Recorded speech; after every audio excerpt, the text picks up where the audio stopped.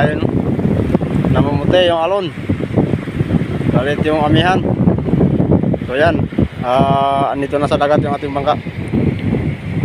So hanap muna tayo ng maulam kasi bukas ay trabaho na naman.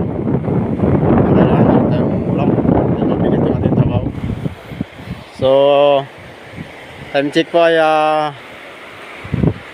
ano to? 3 na. Ayun. So malapit na mag-alas 3 ng hapon. Kaya kahit araw ay magkaya tayo ng ating lambat. Ito na. Ito may dala tayong reservang ice. Sana meron tayong mahuli. So yun lang mga idol. Sa muli, abangan nyo mamaya yung ating update. Yan, nakalawat na tayo mga idol.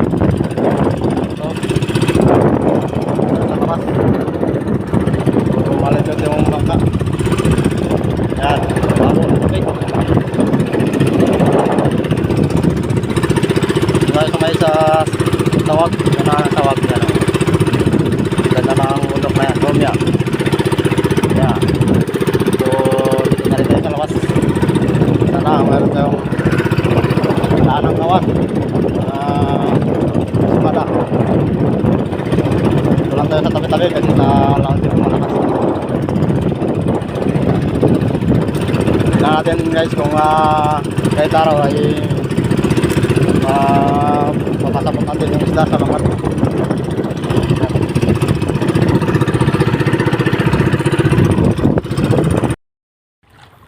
Ayan, nakareha na tayo mga idol. Antay-antay mo tayo ng kahit isang oras siguro bago natin panlawin. Yan, dito nga tayo sa karagatan, sa laot na. Layo na ito mga idol.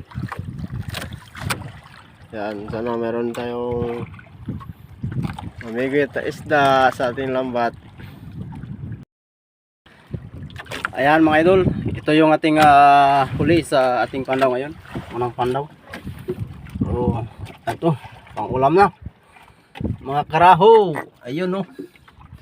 Favorite yan ni Busing, yung karaho. May mga bisugo din. Halo. Yan no, malaking bisugo din. So, ayan, nariya pa natin yung ating lambat. So, pangalawang area ito. So, bago magdilim, kailangan mapandaw natin para mag-uwi na tayo kasi malalaki yung alon sa tabi mga ilo. Ayan. So, abang-abang lang kayo. Ayan, so, bali, ito na nga po yung lahat ng ating nahuli mga idol. So, inabot na tayo ng gabi. At ito po ay dalawang area lang sa ating lambat. So medyo marami-rami din. So thank you Lord sa blessing. Yung unang buwan ng February. Ayan, inabot na tayo ng gabi kasi nga medyo malakas yung hangin. Malalaki pa yung alon sa karagatan mga yun. Kaya medyo mahirap yung magpadungka ng bangka dito sa playa kasi nga malalaki yung hangin. At yan, nakauli rin tayo ng mga ngirit-ngirit. Yung karaw. Napakasarap yan na ihawin mga yun. May mga bisogo din yan.